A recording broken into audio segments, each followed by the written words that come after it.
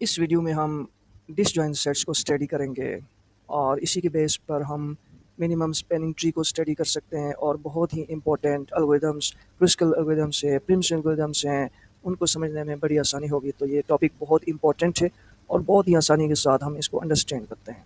सबसे पहले disjoint set, जिसको यूनियन फाइंड डेटा स्ट्रक्चर भी कहा जा सकता है।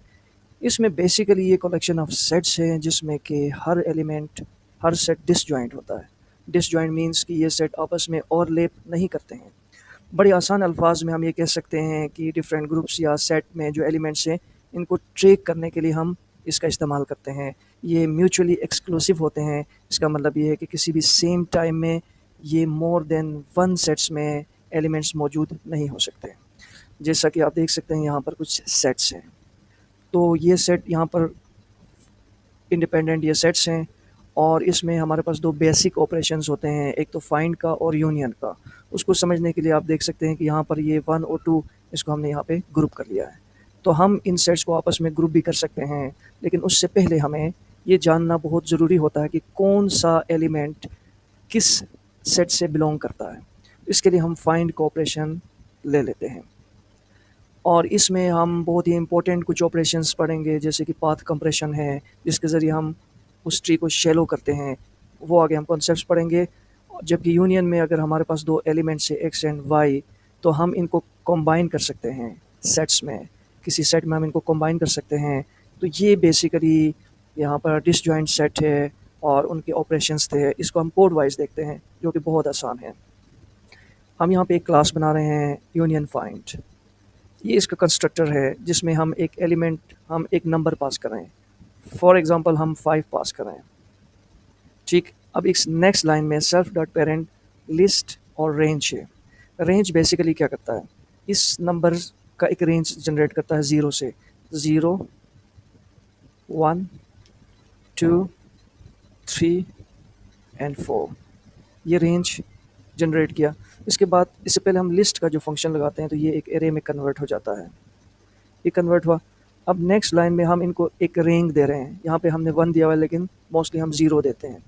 तो इन सब को हमने रैंक दिया 0, 0, 0। यहाँ पे 5 एलिमेंट्स है, तो 5 हमने इन सबको 0 रैंक दे दिया है। नेक्स्ट हम क्या कर रहे हैं कि फाइंड का ऑपरेशन कॉल कर रहे हैं किसी भी एलिमेंट के लिए। इसके लिए मैं आपको यहाँ पे एक ट्री ड्रॉ करता हूँ।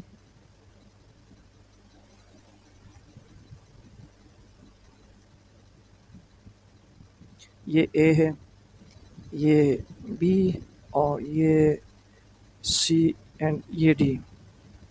यहाँ पे भी हमारे पास एक ट्री है, E and F. Let's say यहाँ पे हम इसका जो है ना, यहाँ पे फाइंड ऑपरेशन यहाँ पर हम अप्लाई करते हैं।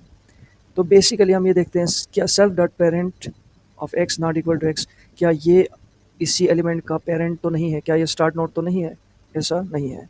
तो सेल्फ डॉट पेरेंट क्या होगा, अब हम recursive function self dot find को रिकर्सिव जो है ना वो कॉल कर रहे हैं सेल्फ डॉट पेरेंट से। हमने इसको कॉल किया, फिर इसको कॉल किया, करने के बाद हम इस रूट तक पहुंच रहे हैं।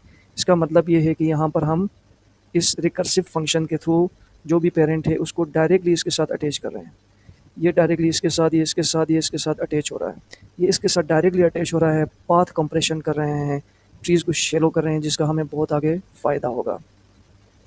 इस तरह हम फाइंड के ज़रिए हम पेरेंट फाइंड करते हैं। अब हम समझते हैं यूनियन। लेट्स से कि हम ये सी और डी, इनको यूनियन करना हो, इन दोनों का यूनियन करना हो, तो हम सबसे पहले रूट ऑफ एक्स, ये फॉर एग्जांपल एक्स है, ये वाई है, ये फर्स्ट आर्गुमेंट, ये सेकंड आर्गुमेंट है। इसका पेरेंट क्या होगा, इसका पेरेंट ये होगा और इसका पेरेंट ये है, जो कि हमने इस फाइंड के ज़रिए मालूम किया। अब हम ये देखते हैं कि इसका पेरेंट और इसका पेरेंट सेम है, नहीं है, ये दो डिफरेंट ट्रीज़ हैं। तो हम क्या करते हैं कि इसका रैंक क्या है, 1, 2, 3। इसका रैंक क्या है, 1, 2। इसका रैंक 3 है, इसका रैंक 2 है। हम देखते हैं कि रूट ऑफ एक्स का रैंक देखें तो ये इसका 3 है और इसका 2 है। अब हम क्या करते हैं कि अगर रैंक ऑफ एक रूट एक्स, इसका रैंक ग्रेटर है इसके रैंक से, बिल्कुल ऐसा है, तो रूट एक्स इसको इसका लीडर या पेरेंट बनाएंगे, इसको इसके साथ अटैच करेंगे। बेसिकली हम यहाँ पे लार्जर ट्रीज़ को में जो स्मॉलर ट्रीज़ है उनको लार्जर ट्रीज़ के साथ अटैच कर रहे हैं। देखिए यहाँ पे हम क्या करें, सेल्फ डॉट रैंक, यहाँ पे देखें self dot rank root x, ये एक्स का रूट ये है, इसका रैंक क्या है 3, ये ग्रेटर है इसका रैंक क्या है 2, ग्रेटर है। तो रूट वाई इसको का जो है ना पेरेंट क्या होगा, रूट एक्स, इसको इसका पेरेंट बना रहे हैं। और अगर ये छोटा होता तो हम इसको पेरेंट बनाते हैं। यहाँ पे रूट वाई है, यहाँ पे थोड़ा सा स्पेलिंग मिस्टेक है, रूट वाई को रूट एक्स का जो है ना पेरेंट बना रहे हैं। अगर ये छोटा है, बड़ा है, ये छोटा है, या तीसरा क्या हो सकता है, थर्ड ये हो सकता है कि